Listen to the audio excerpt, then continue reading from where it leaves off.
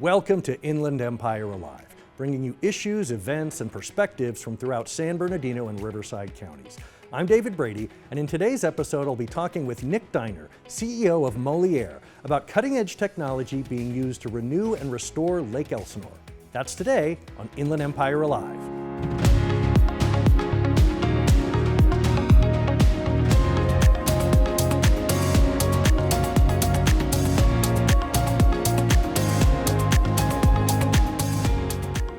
Well, joining me now to talk about a plan to renew and restore Lake Elsinore is the CEO of Moliere, Nick Diner. Thanks, David. Thanks for having us. So, Nick, before we talk about Lake Elsinore, I want to talk about your background a little bit. Tell me how you got into the business of water treatment.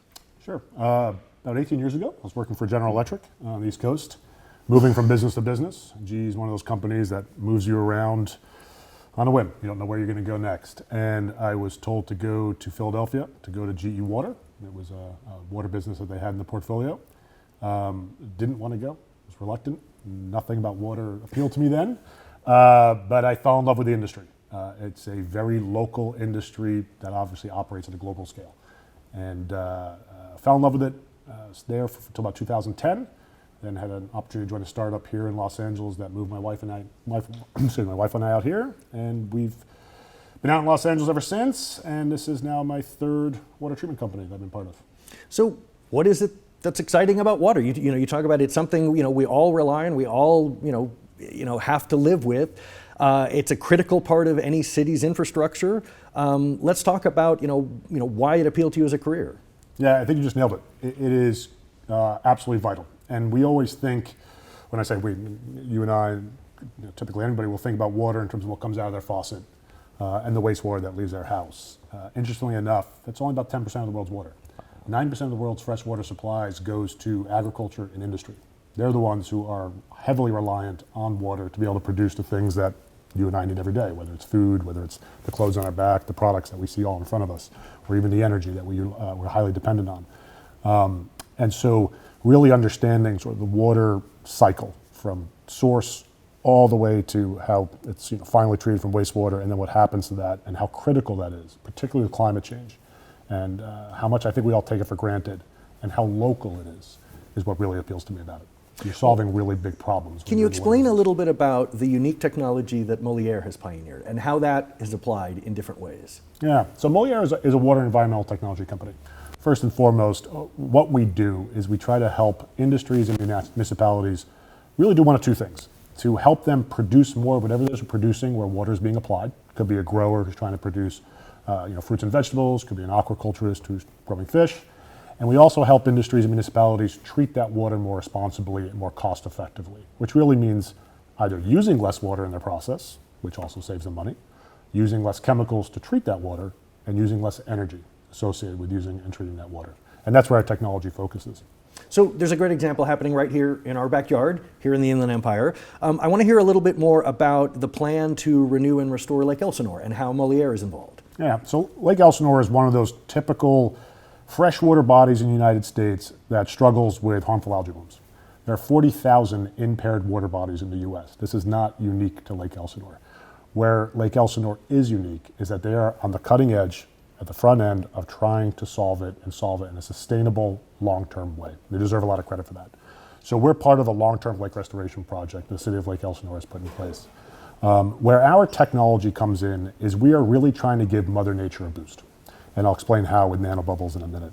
But what that means is we are deploying one of our systems to a portion of Lake Elsinore to demonstrate that how when you oxygenate that body of water, and remember, lakes are living, breathing things. Mm-hmm. When you oxygenate a lake like Lake Elsinore, you can start to enable Mother Nature to do what it does best, which is start to restore it to its natural condition, start to break down some of the organic matter that accumulates near the sediment layer of the lake, which is the bottom, bring that oxygen back in where it's depleted, and let us start to go to work and overcome the issues that are causing the algae. So it really becomes supporting the good guys to overcome the bad guys. Now, I don't have 18 years of experience with water treatment, and I'm guessing most of the viewers don't as well. How can you break down the science of nanobubbles? Is it literally just tiny, tiny, tiny little bubbles? It is, and I'll go into a little more detail what that means. So the way to think about all bubbles, right? This is a gas, forms a sphere, and you see it when you open a soda, and all bubbles are rising. They're rising because they have a buoyancy. There's a certain amount of gas in that bubble, and it's rising to the surface till it pops. Nanobubbles, the bubbles that we produce, the unit of measurement is 100 nanometers. To put that in context, put 1,000 nanobubbles next to each other, and that's the thickness of one strand of human hair. These bubbles are exceptionally small. You do And not these see are them when they self-contained spheres at that. Yeah, exactly. I mean, think of them more as particles. The way to imagine it is when you see dust flying in the air, it sometimes goes up, down, all in different directions. The terms in physics is called Brownian motion. That's what nanobubbles are doing. They And don't have within enough- inside that is oxygen. Exactly. They don't have enough buoyancy to rise to the surface, so they're going to travel wherever they are injected to and wherever they want to go. And so what we're doing is we're delivering these oxygen nanobubbles, which are not going to rise to the surface, at the bottom, the hardest area to oxygenate. Because to get that oxygen to water, you got to make bubbles. All of the bubbles are rising, so you don't get the oxygen there.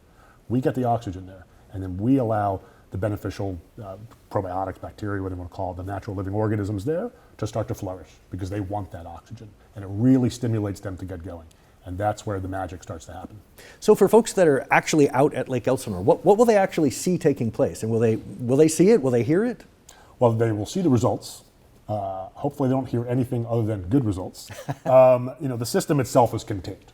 And so It's not noisy. It's not pumping and. it's a pump-based system. But it's not a filter. I guess that's not a an filter. important It's not a thing to know. filter. You're not filtering the water. That's right. So the way to think about what's happening is there's a pump that's going to draw water up through our nanobubble generator, where air or oxygen, whichever the city decides to apply, is going to be injected into the nanobubble generator. That air or oxygen is going to dissolve in the water as it flows through, and simultaneously we're going to form hundreds of millions to billions of these nanobubbles per milliliter. It's an extraordinary concentration. And that's going to be reintroduced at a certain location near the bottom of the sediment, near the bottom of the lake, near that sediment layer. So you're not really going to see anything per se taking place. And over time, you're going to start to see the transformation and the restoration of that lake as we start to restore the lake back to its natural condition. Well, this is something that fascinates me.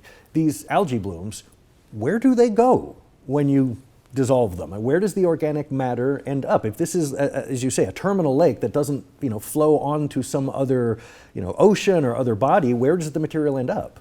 So there's two aspects to your question. It's a good question. So the first is sort of that organic matter that's building up at the bottom. Like, so when you step into a lake, sometimes you feel that mud doesn't feel like sand.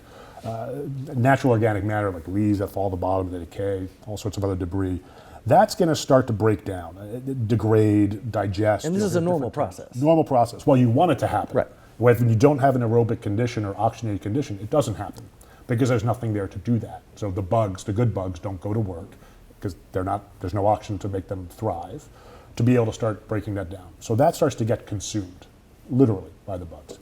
And these are, when I say bugs, I mean bacteria, microbes. Sure. Right? We're not talking about real-size bugs. That's also then going to start to make it harder for algae to get access to its nutrients. Phosphorus is the nutrient that it likes most. And so we basically immobilize that nutrient. There's a reaction that starts to bond that phosphorus that prevents it from being available. So now the algae starts to lose its food source, and so then the algae ultimately ends up being, dies off. Starves And itself. So, starves itself. So you're starting to create a condition by which algae can't flourish versus actually destroying the algae. We don't destroy the algae. It's not like a chemical treatment where you shock it with something as if it's your swimming pool, you put chlorine and you Right, it kill breaks apart into Yeah, little exactly. bits. And That's not what's happening here. Okay. We're preventing it from having the opportunity to thrive, to live, to have a bloom. Is probably a better way to characterize it. Now, for a lake of this size, and I'll just toss out a fact so that people understand, we're talking 3,300 acres of surface water, maximum depth of 40 feet. How long does it take to restore a lake of that size, a body of water of that size at that depth with the kind of conditions you're seeing? Yeah, so there's a universal truth in all water and wastewater, which is depends. Every body of water is unique. Well, I guess, certainly, it's outdoors. Yeah. How much rain did you get this year or that Exactly, year? and unfortunately for Lake Elsinore, it is in the perfect condition to have algae blooms because it's got direct sunlight. Algae likes this photosynthesis of that comes to that benefit.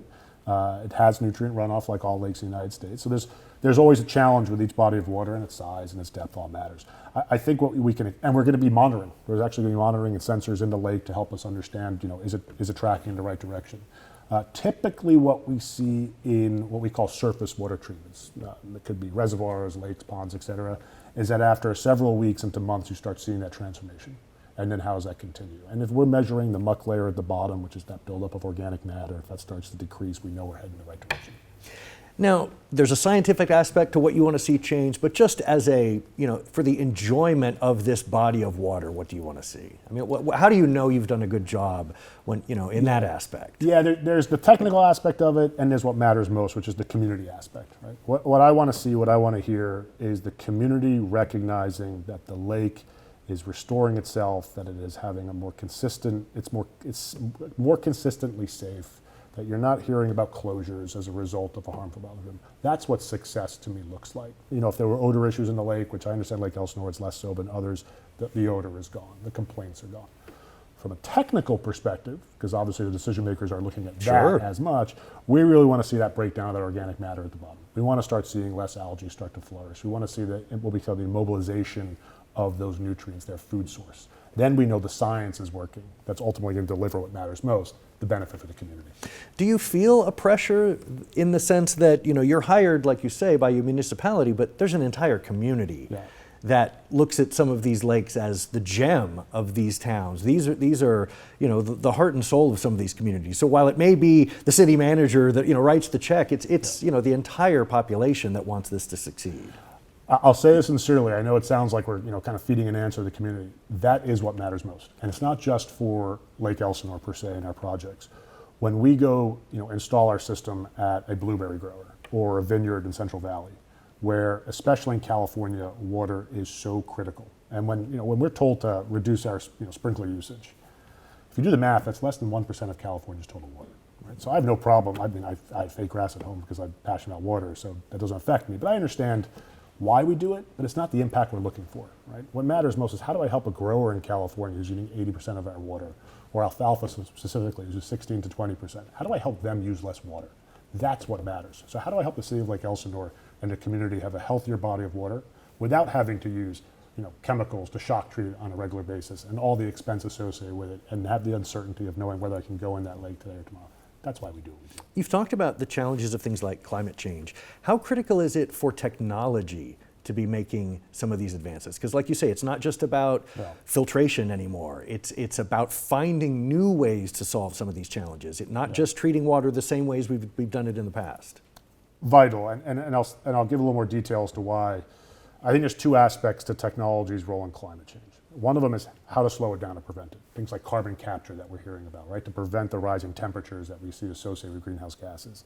The other that has to be invested in equally, if not potentially more, from a risk mitigation factor, is how do I create technologies to help industries, cities, each of us adapt in case we can't slow it down. And so when you think about that adaptation, think about what California's gone through in the last 5 years, right? 4 years of incredible drought and enormous flooding.